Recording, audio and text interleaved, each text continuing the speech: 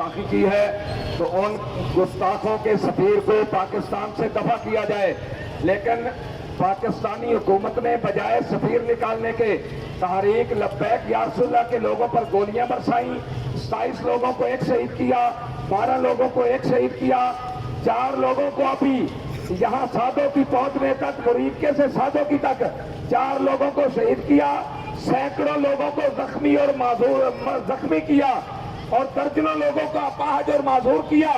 تو میں یہ کہنا چاہتا ہوں کہ پاکستان کی عوام اب سڑکوں پہ آ جائے، ظلم کی انتہا ہو چکی ہے، ایمان کا تقاضا یہ ہے کہ اب گھروں میں بیٹھنا غیرت کا تقاضا نہیں ہے۔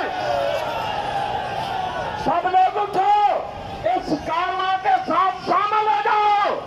یہ ناموس رسالت کارواں ہے، یہ عزت رسول کارواں ہے، یہ اپنے نبی سے وفا کا کارواں ہے، اس کے ساتھ شامل ہو جائیں۔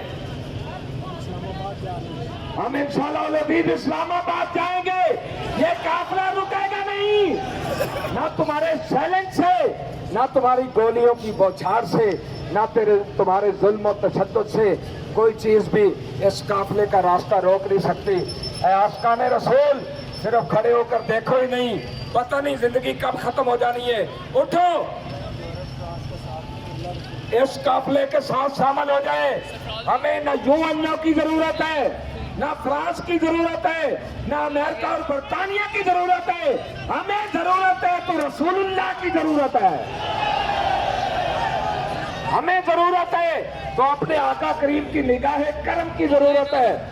ہم کچھ بھی برداشت کر سکتے ہیں، لیکن ختم نبوت اور ناموس رسالت پر حملہ ہو تو ہم کبھی برداشت کر سکتے نہیں۔ اس لیے میں ان حکمرانوں سے بھی کہوں گا کہ ہوش کے ناخن لیں۔ آپ نے ابھی اور کتنی گولیاں برسانی ہے، کتنے لوگوں کو شہید کرنا ہے۔ ہم تو اسی نبی کے نام کے لیے جا رہے ہیں، اس نبی کی عزت کے لیے جا رہے ہیں جن کا کلمہ تم بھی پڑھتے ہو۔ پھر میں کیوں نہ کہوں، اور تم پر میرے آقا کی عنایت نہ سہی۔ اور منکر و کلمہ پڑھانے کا بھی احسان گیا، منکر و کلمہ پڑھانے کا بھی احسان گیا۔